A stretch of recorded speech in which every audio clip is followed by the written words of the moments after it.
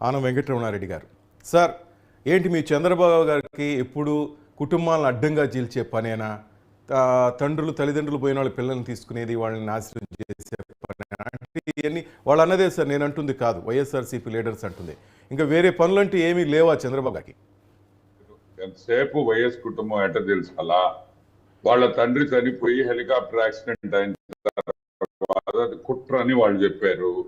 అది కుట్ర కాదని ఆ సాక్షి పేపర్ లో పెద్ద కుట్ర వేశారు.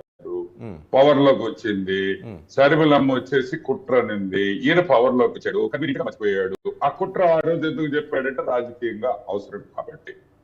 అది యాక్సిడెంటో కుట్రో నాకైతే తెలియదు, కానీ యాక్సిడెంట్ కూడా తండ్రి సావును కూడా కుట్రగా మార్చుకునే అంత శక్తి రాజశేఖర రెడ్డి ఇద్దరు బిడ్డలకి దేవుడిచ్చాడు. అది అది వరవా దాన్ని ఏమనాలో అయితే నాకు తెలియదు, కానీ ఇద్దరు పిల్లలు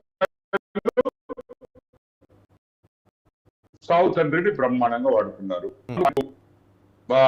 వివేకానంద రెడ్డి హత్య ఆ రోజు అవ్వగానే చంద్రబాబు నాయుడు నరరూప రాక్షసుడు అంటే మేము చేసేసాం దాన్ని ఆయన చెప్పారు. అక్క చెల్లెళ్ళు ఫ్యామిలీ అంతా ఒకటి మా మీద దుమ్మెత్తి పోసారు. ఎలక్షన్ అయిపోయింది, గెలిచేశారు, వివేకానంద రెడ్డి వాడేసుకున్నారు, చంద్రబాబు నాయుడు హత్య చేసేసాడు. ఓకే, కోడికత్తి కేసు చంద్రబాబు నాయుడు చంపాడు.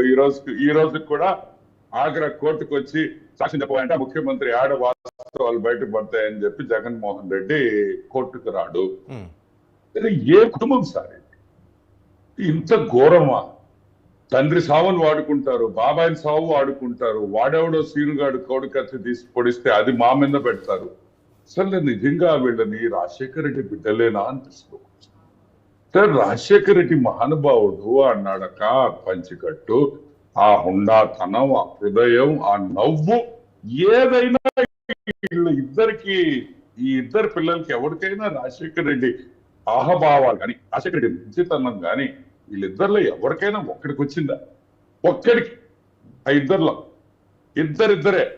ఆమెమనింది మొన్న, విజయం ఏమనింది, నాకు 2 కళ్ళు అనింది.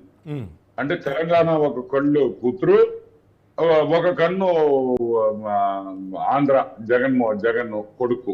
ఇప్పుడు ఏంది, ఇద్దరు కొడుకు కూతురు ఇక్కడికే వస్తున్నారు. ఇప్పుడు ఇంకో కన్ను పరిస్థితి ఏంది? ఎక్కడ అవసరమైతే రాజకీయంగా ఎవరినైనా తండ్రి